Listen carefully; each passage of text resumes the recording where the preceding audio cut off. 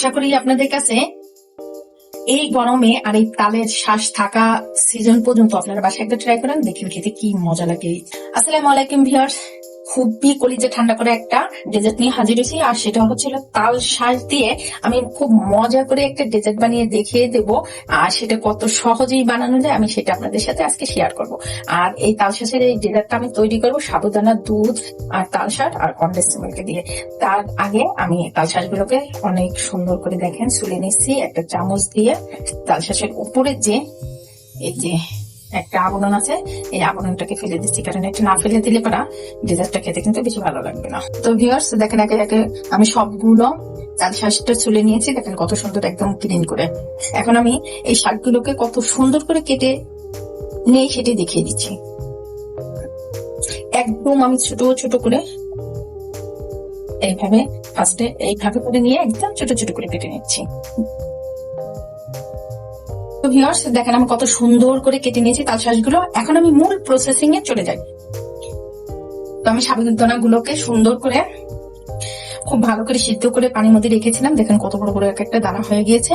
এখন আমি এখানে পরিমাণ মতো সাবুদানা নিয়েছি, নিয়ে নিচ্ছি পরিমাণ মতো একটু কনডেন্স মিল্ক নিয়ে নিচ্ছি।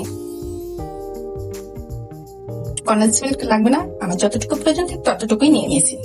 এখন আমি কেটে রাখা তালের শাঁসটাকে দিয়ে দিচ্ছি। কেটে রাখা যে তালের শাঁসগুলো ছিল সেগুলো আমি দিয়ে দিচ্ছি। আমি এখানে দুধটাকে একটু চিনি দিয়ে জাল করে নিয়েছিলাম, আর হালকা পরিমাণে একটু কর্নফ্লাওয়ার আর চিনি দিয়ে আমি দুধটাকে খুব ভালো করে জাল করে একদম ডিপ ফ্রিজে রেখে দিয়েছিলাম।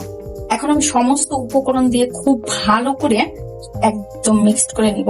দেখেন দেখতে কিন্তু সেই একটা মানে সুন্দর লাগতেছে, আর খেতে তো আল্লাহর রহমতে অনেক ভালো লাগবে মাশাআল্লাহ।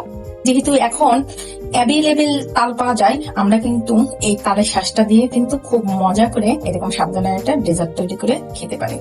প্রত্যেকটা জিনিস কিন্তু প্রচুর পরিমাণে ঠান্ডা। তারপর আমি এর ভিতরে 2-3 টুকরা বরফের কুচি দিয়ে দিচ্ছি। এই বরফ দেওয়ার কারণে কিন্তু আরো বেশি স্বাদটা কিন্তু বেড়ে যায়। তো আমার কিন্তু সবকিছু দিয়ে খুব ভালো করে মিক্সড করা হয়ে গেছে। এখন আমি সুন্দর করে গ্লাসে পরিবেশন করে দেখিয়ে দিচ্ছি। তো ভিউয়ার্স আমি এখানে গ্লাস নিয়েছি, গ্লাসের ভিতরে সুন্দর করে একটু পরিবেশন করে দেখিয়ে দিই। দেখেন দেখতে কিন্তু সেই একটা সুন্দর লাগছে। আশা করি আপনাদের কাছে এই গরমে আর এই তালের শ্বাস থাকা সিজন পর্যন্ত আপনারা বাসায় একটা ট্রাই করেন, দেখেন খেতে কি মজা লাগে। আর এই গরমে যদি এরকম ঠান্ডা ঠান্ডা ডেজার্ট খাওয়া যায় তাহলে তো আসলে আর কি বলবো, বলার অপেক্ষা রাখে না। তো আপনারা যদি আমার চ্যানেলে নতুন হয়ে থাকেন প্লিজ আমাকে লাইক কমেন্ট শেয়ার করবেন, আর কমেন্টস করে জানিয়ে দেবেন আমার রেসিপিগুলো আপনাদের কাছে কেমন লাগে। ইউটিউব থেকে দেখে থাকলে অবশ্যই একটা সাবস্ক্রাইব দিয়ে রাখবেন, আর ফেসবুক থেকে দেখে থাকলে একটা লাইক ফলো দিয়ে আমার পাশে থাকবেন। আর আপনাদের সহযোগিতা এবং সাপোর্টের জন্যই আমি মোটামুটি যে পর্যন্ত এসেছি। আপনাদের সবাইকে অনেক অনেক ধন্যবাদ।